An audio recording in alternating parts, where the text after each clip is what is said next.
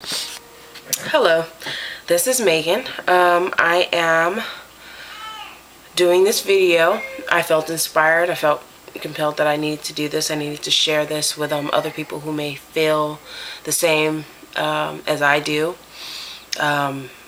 Watching another channel, Miss Vera, thank you. She made me feel as though, the things that I've been feeling my whole entire life as far as my culture, my background, my heritage, where I come from, where we come from as a people. These past couple years, few decades have more or less told us that the things that our background, I should say, our past, slavery, discrimination, hatred, unnecessary hatred towards our people has been so very much swept under the rug. We're told not to feel that. The things that has happened in the past is why we are here today, and yet the things that we have dealt with today or we are doing today is a result of the past, and the things that we're doing today are quite negative. You can constantly see on TV now, it's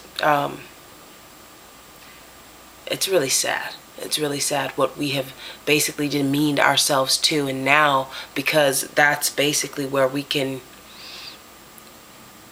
so to speak, flourish, we have degraded ourselves to nil to nothing because of our past. And what we need to do as a people is come together, and we really need to think about what we're doing to ourselves as a people, as a person. I kind of want to just start off as far as slavery is concerned. As a child, I was very hurt, sad all the time.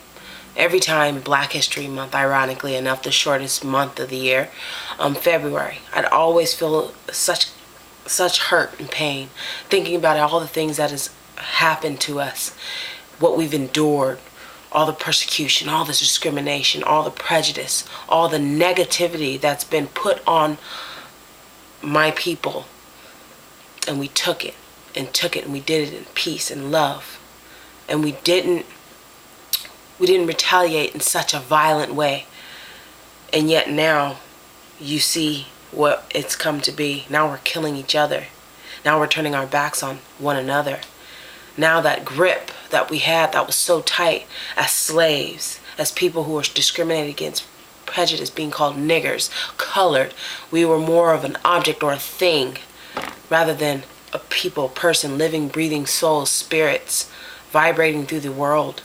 We are now lost, hungry for something type of souls.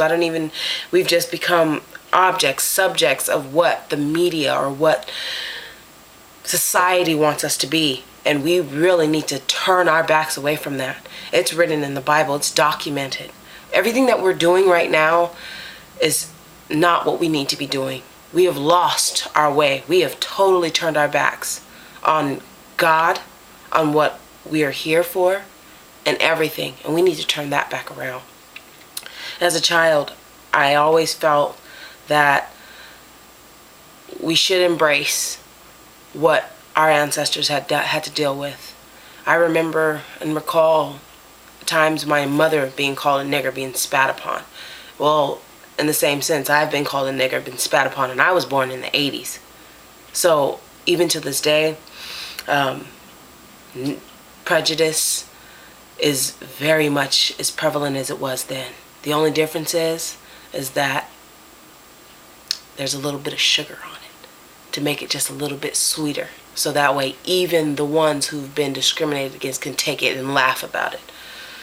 We really need to open our eyes and see what is really in front of us. I mean, the best way they hide it is in plain sight. We just need to be smart enough to see it.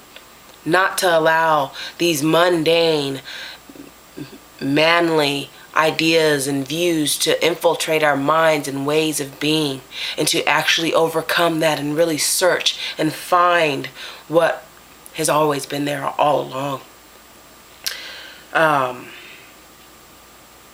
There's so many so many things I want to talk about, and I'm kind of jumping all over the place, and I don't want to vomit or throw up on you. I kind of want to just do it one pace, one at a time. But right now, this video, I guess, to keep it in a short summary, I guess you can say, is as a people, we need to come back together. We need to get back to the middle, so to speak. We need to find our roots. There's nothing wrong with feeling the pain that our ancestors went through. There's nothing wrong with embracing it, because when we embrace it, when we learn it, when we know it, when we understand it, when we feel it, we learn from it, we grow from it, and we do better.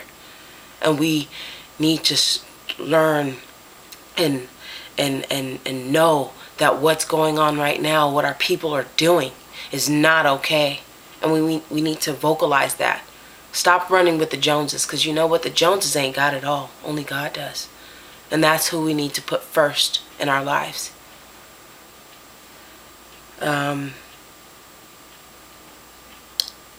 this point, I guess what I'll do, I guess this is the first of many. Sorry I'm rambling, but I feel like that's what I needed to say. Shortly here, I will be doing a couple of poems that I want people to hear.